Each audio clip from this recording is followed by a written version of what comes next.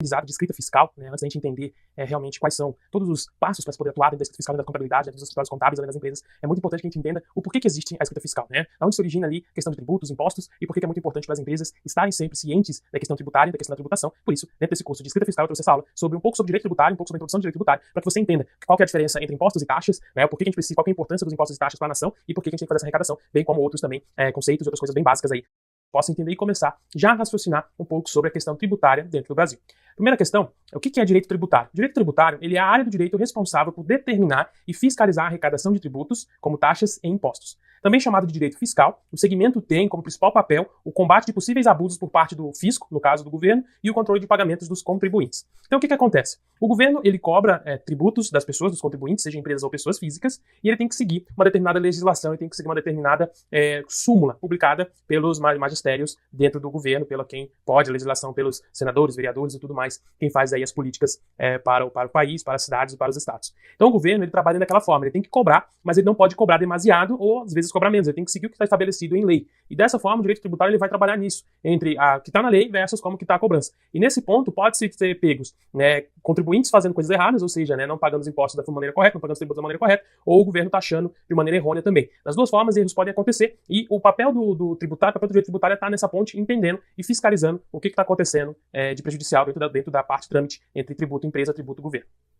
Quando a gente fala da atividade estatal de direito tributário, a gente pensa que é o seguinte, que para manter a estrutura e as atividades a fim de prestar serviços públicos necessários para a população, o Estado brasileiro precisa de recursos. E a principal fonte de captação dessa receita são os tributos. O Estado ele arrecada, como que ele arrecada? Através de tributos. As grandes empresas, na verdade todas as empresas, todas as pessoas pagam impostos e essa arrecadação é o que vai manter a máquina pública funcionando. Eles são pagos pela população para custear as despesas administrativas e isso tudo é regulamentado por meio de regras estabelecidas através do direito tributário, através da legislação tributária. Então o que acontece? Todos nós, todas as pessoas, todas as empresas, elas devem pagar os seus tributos para o Estado. E aí as alíquotas, a quantidade de impostos a ser pago, a quantidade de tributos a ser pago, vai diferenciar de pessoa para pessoa, status, quantidade de remuneração que ela recebe, entre outros detalhes que a gente vai aprender no decorrer desse curso. Quando a gente fala de tributos, a gente tem que entender que os indivíduos, de acordo com seus poderes fiscais, devem obedecer às regras instituídas em leis. Os tributos são divididos basicamente em impostos, taxas, contribuições e empréstimos compulsórios. Quando a gente fala, a gente vai entender um pouco mais sobre impostos, taxas, contribuições e empréstimos consignados, empréstimos compulsórios, na verdade, desculpe, é que a gente entende que tributo, todo imposto é um tributo, mas nem todo tributo vai ser um imposto. A gente sempre tem que entender isso. Que os tributos são arrecadados, as pessoas pagam pelos tributos, mas podem pagar de diferentes formas quando se divide os tributos. A gente tem também a questão do lançamento tributário, que ele é um instrumento que confere a exigibilidade à obrigação tributária. Em outras palavras, é a partir do lançamento tributário que uma cobrança pode ser feita, seja administrativa ou judicial. Então, a gente precisa entender esse conceito de lançamento tributário, por quê? Porque ele está dentro do direito tributário e ele vai reger muito bem esse custo de escrita fiscal. Visto que, o que é o lançamento tributário? Ele é quando a parte do governo ela lança o tributo para ser pago, para ser recolhido, ou também pode ser através ali de uma ação, de alguma coisa que aconteceu por não ter pago, vai ser também feito um lançamento tributário. E a gente também tem o crédito tributário, que representa o valor que o governo pode exigir do contribuinte e dessa forma a obrigação tributária que o contribuinte deve cumprir. Então, eu tenho um lançamento tributário, eu lanço os tributos que devem ser pagos pelaquela empresa, pelaquela pessoa. E o crédito tributário é o valor que deve ser pago. Então essa é a diferença. O lançamento tributário ele traz o tributo que deve ser recolhido, a alíquota que vai ser recolhida. Isso significa que eles não funcionam como uma contraprestação do governo. A questão da saúde, educação e pagar a saúde. Imposto, não. Taxas, sim. Então, mesmo aquelas pessoas que talvez não tenham volume de receitas que fazem com que elas paguem o imposto de renda, mas elas precisam declarar. Isso porque quando acontece o lançamento tributário lá, o governo lança o imposto de renda para que todas as pessoas sejam aptas a pagar. Mas nem todas as pessoas vão ter o crédito tributário, que é realmente a cobrança de valor. Elas vão ter que declarar, mas não necessariamente elas precisam pagar, porque às vezes a receita dela não superou o teto estabelecido pelo governo. Impostos dos estados ou estaduais, que são impostos como, por exemplo, propriedade de veículos automotores, o IPVA, o ICMS, Imposto de Circulação de Mercadorias e Serviços, entre outros. Quando a gente fala de impostos dos estados, não significa que todos os estados vão pagar os mesmos impostos. Aqui muda-se a alíquota também. Então, por exemplo, o estado do Mato Grosso pode ter uma alíquota e cobrar o IPVA, cobrar o ICMS, entre outros impostos, enquanto o estado do Rio de Janeiro, ele pode cobrar os mesmos impostos, mas ele pode cobrar uma alíquota diferente, tanto superior como inferior. Tudo depende ali da questão econômica da região do estado e também das questões de políticas públicas feitas pelo estado. Depois nós temos os impostos dos municípios ou impostos municipais, que são, por exemplo, IPTU, que é Imposto sobre a Propriedade Predial e Territorial Urbana, Imposto sobre o Serviço, ISS, entre outros impostos também. Aqui vale a mesma regra. Todos os municípios eles podem cobrar X impostos, mas não necessariamente eles vão cobrar os mesmos impostos ou a alíquota vai ser diferente. O único imposto em que a alíquota é igual para todos, seja qualquer pessoa, vai ser a impostos da União, porque ela vai falar para todo mundo que vive no Brasil. Agora, estado, município, outro, pode alterar os impostos municipais e os impostos estaduais, principalmente no que tange as alíquotas, o valor que vai ser cobrado em cima de cada imposto.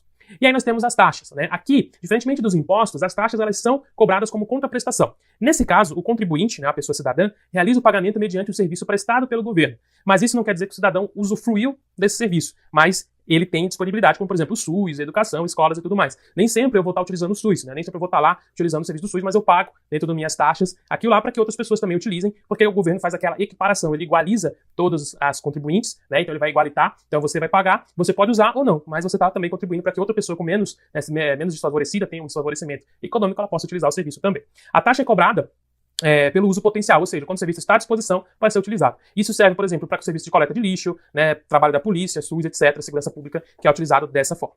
As contribuições, então a gente também tem os tributos como contribuições, que elas são, na verdade, divididas em duas categorias. Tem a contribuição de melhoria, que incide ao contribuinte quando uma obra pública é realizada e gera a valorização imobiliária. O cálculo da contribuição é feito levando em conta o valor adicionado ao imóvel. Como, por exemplo, eu tenho minha casa e a prefeitura faz uma praça na frente da minha casa, né? Logo, a prefeitura ela pode cobrar uma contribuição dentro do IPTU ali, quando eu vou pagar, em cima disso, porque foi uma melhoria que vai valorizar o meu imóvel e por conta que ela fez uma praça na frente, entre tudo mais. Então eu faço uma contribuição. As contribuições de melhorias também podem ser tributos federais, estaduais ou municipais, tudo depende de quem está realizando a obra, né? Então, se o governo federal vir realizar uma obra, como por exemplo a criação de um instituto federal, a criação de algo federal perto da minha, como uma escola perto da minha casa, a escola federal, ele pode também cobrar de todos os moradores do bairro ali uma contribuição para a construção daquilo lá, porque vai valorizar os imóveis da região.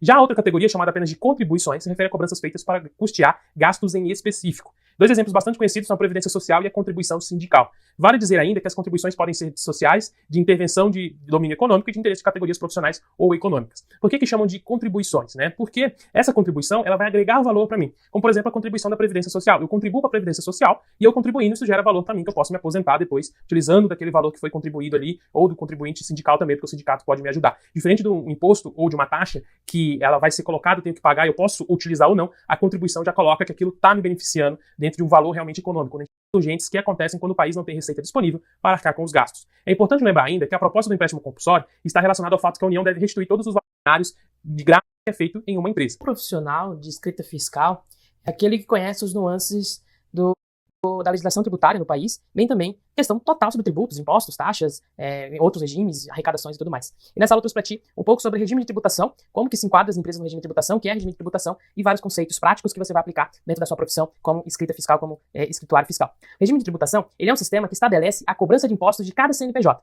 de acordo com o montante de arrecadação. Além disso, ele também vai depender de vários outros fatores inerentes ao negócio, como o porte da empresa, o tipo de atividade exercida, o faturamento, entre outros fatores também. No Brasil, a gente tem 3 tipos de regimes tributários que são adotados, né, que são os mais adotados pelas empresas e que os contadores, os advogados, eles colocam para as empresas estarem utilizando, que é o lucro real, o lucro presumido e o simples nacional. A gente vai aprender um pouco mais sobre eles, mas antes disso a gente precisa entender quais são as diferenças entre portes de empresas, tipos societários e regimes tributários. Apesar de serem 3 coisas diferentes, é muito comum encontrar pessoas confundindo esse termo e dizendo, por exemplo, que o tipo de empresa que possui é uma simples nacional, sendo que o simples nacional é o regime tributário e não é o tipo de empresa que está inserido. Isso acontece principalmente com os empreendedores de primeira viagem, já que tais conceitos são obscuros para quem está iniciando, e por isso a gente vai entender aqui como que é a diferença dos tipos societários, dos tipos de empresas que podem surgir. Para facilitar o entendimento, vamos pensar no processo de abertura de um CNPJ, né? A gente vai abrir um CNPJ, que é um cadastro nacional de pessoa jurídica. É como se fosse o CPF da empresa, né? Cada pessoa tem um CPF colocado na Receita Federal e cada empresa também precisa ter o seu CNPJ cadastrado na Receita Federal. Primeiro, a gente precisa definir o tipo societário. Basicamente, isso vai definir se você vai abrir a tua empresa sozinho ou com mais sócios. E os tipos societários possíveis no Brasil, hoje em dia, é o empresário individual, você está sozinho. O empresário individual de responsabilidade limitada, é você também sozinho. A gente tem a empresário limitada, a limitada.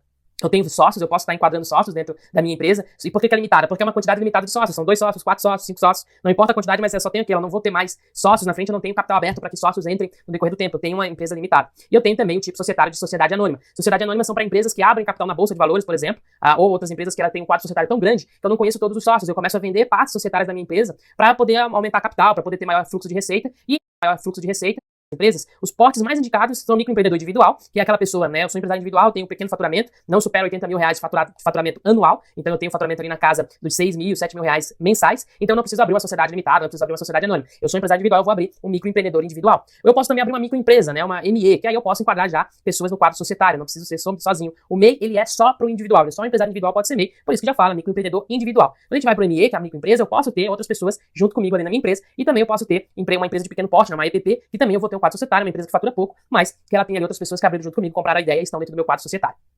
O microempreendedor individual, então falando mais, ele trata-se de um CNPJ que só tem um colaborador, então eu só posso contratar uma pessoa e que vai faturar anualmente até R$81 mil. Esse é o teto máximo do faturamento do microempreendedor individual. Caso ultrapasse esse limite, eu desenquadro o microempreendedor individual e eu me torno uma ME, sendo a razão social composta pelo nome do proprietário do negócio. Além do limite de faturamento, esse tipo de empresa deve também estar dentro das atividades permitidas para o MEI. Nem todas as atividades são disponíveis para o MEI fazer, a gente tem umas limitações, e essas limitações elas podem ser encontradas direto no site da Receita Federal ou no portal do microempreendedor individual, que vai listar todas as atividades permitidas para dentro do microempreendedor individual, para dentro do MEI. E um ponto é que o nome social, a razão social, vai ser o nome do proprietário, mas o CPF é a razão social, porque ele é um microempreendedor individual. Quando a gente fala da ME, ela pode se enquadrar como microempresa, um negócio que tem um faturamento bruto anual inferior ou igual a R$360 mil. Eu não posso superar esse valor. Quando eu falo R$360 mil é anual. Então, se eu for dividir isso por meses, né, eu vou ter um faturamento mensal ali de mais ou menos R$30 mil mensais que eu vou estar ali faturando mensal dentro da minha microempresa, que eu posso ter um quadro societário, já posso ter sócio. Eu também tenho a empresa de pequeno porte, EPP, que ela é uma empresa que vai ter um faturamento bruto anual acima de R$360 mil e igual ou inferior a R$4.800.000. Esse é o limite da EPP. Ela pode faturar até R$4.800.000 por ano. Apenas depois desses dois passos, a gente já definiu o tipo societário, definiu também o porte da empresa, né, o tipo de empresa que eu vou estar utilizando, que vai ser se enquadrar no regime tributário, que vai ser verificado, né, o quanto de imposto vai ser pago. Dependendo de cada uma dos portes e do quadro societário, eu tenho uma alteração no imposto a ser recolhido, a ser pago ali.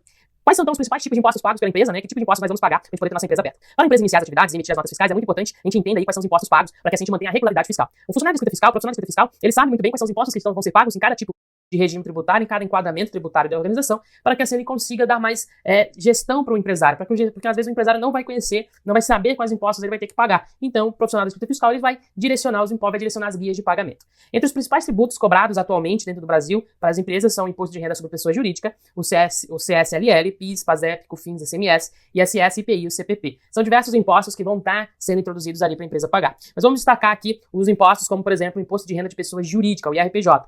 Ele trata-se do imposto sobre o rendimento das empresas, que é recolhido pela Receita Federal. É cobrado para todas as pessoas jurídicas, mensurado conforme o regime tributário da organização. Conforme eu faturo, conforme eu estou faturando e conforme o meu regime de tributação, eu tenho incidência de alíquota de IRPJ. Essa alíquota ela vai se alterar e ela vai ser cobrada, pode ser feito o recolhimento mensal ou no final do ano eu faço ali o recolhimento, quando eu faço a minha declaração do imposto de renda de pessoa jurídica.